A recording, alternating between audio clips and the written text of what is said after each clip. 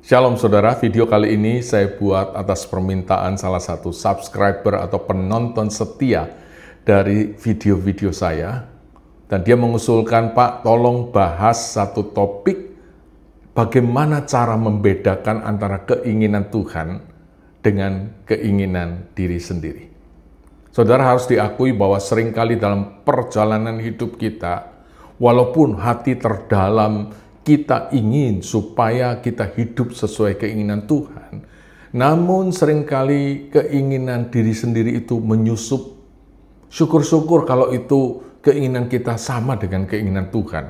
Tapi seringkali justru berbeda, karena keinginan kita itu cenderung mau cari yang gampang, mau cari yang enak, dan sebagainya. Nah, karena itu topik yang diusulkan ini sangat penting, sehingga kita tidak terjerumus, kita menjadi pengikut Tuhan Yesus, tapi perjalanan hidup kita ternyata hanya mengikuti keinginan diri sendiri. Biarlah melalui video ini kita akan belajar. Yang pertama, prinsip yang pertama kita harus tahu, ada keinginan Tuhan yang secara umum, maksudnya, keinginan secara umum adalah keinginan Tuhan bagi banyak orang, bagi semua orang. Contohnya, Allah menginginkan supaya kita atau manusia semua diselamatkan. Ini umum. Ada juga Allah menginginkan supaya kita sungguh-sungguh sebagai orang yang sudah percaya hidup di dalam berkat dan pertolongannya. Ini keinginan umum. Tapi keinginan umum ini pun tidak lepas dari kehidupan yang taat, tentu mendatangkan berkat dan juga mendatangkan pertolongan Tuhan. Allah menginginkan kita untuk dekat dengan Dia melalui ibadah, melalui rajin berdoa, rajin membaca Alkitab. Nah, yang menjadi masalah adalah keinginan umum yang sudah kita tahu pun seringkali kita sulit dan bergumul untuk melakukannya. Mari kita belajar untuk menghargai keinginan Allah secara umum. Itulah yang saya sebutkan tadi. Namun ada juga keinginan-keinginan khusus di mana dalam perjalanan hidup satu orang dengan yang lain mungkin berbeda. Misalnya dalam pergumulan untuk memilih jodoh, apakah ini kehendak Tuhan atau keinginan saya sendiri?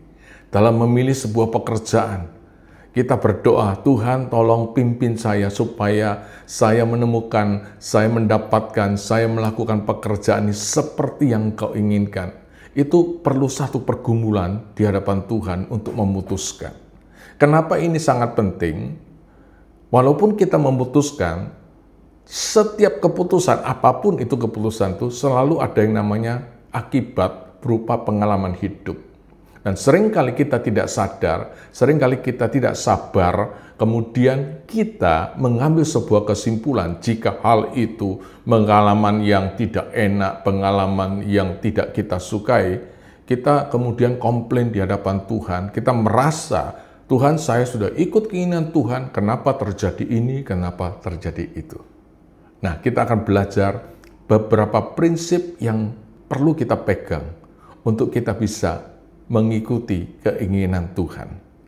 Yang pertama, saudara, tanamkan dalam hati kita iman percaya bahwa Allah tidak pernah mencelakakan kita. Allah selalu mengizinkan apapun peristiwa yang terjadi dalam hidup kita untuk kebaikan kita. Dengan demikian kita tidak punya beban apapun, karena kita yakin bahwa Allah menjaga hidup setiap umatnya, terlepas pengalaman apapun. Karena itu kita tetap harus percaya bahwa Allah itu baik, dan Dia selalu menginginkan yang terbaik dalam hidup kita. Yang kedua, saudara, di samping hal-hal umum itu, pahami keinginan Tuhan, dengan kita membina hubungan dengan Tuhan. Banyak orang tanya kepada saya, Pak, gimana caranya mengenal atau mengetahui kehendak Tuhan? Maka saya tanya balik, apakah kamu rajin berdoa? Apakah kamu rajin baca Alkitab?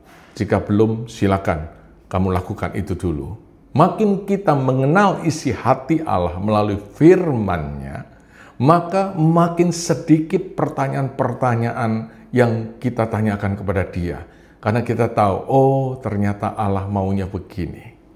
Makin kita jarang baca Alkitab yang di dalamnya adalah isi hati Allah, makin kita seringkali bingung dan pertanyaan selalu muncul, apakah ini keinginan Tuhan, kehendak Tuhan atau bukan.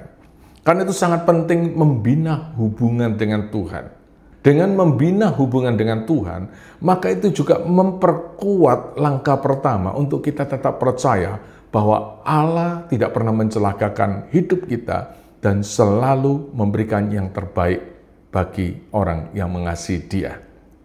Yang ketiga, saudara, terkadang Allah memberikan kepada kita jalan, proses untuk membawa kepada tujuan itu yang kadang-kadang tidak mudah. Kenapa? Sekali lagi, itu untuk kebaikan kita. Apa yang Allah berikan kepada kita, prosesnya itu seringkali melibatkan yang namanya didikan Allah dalam hidup kita.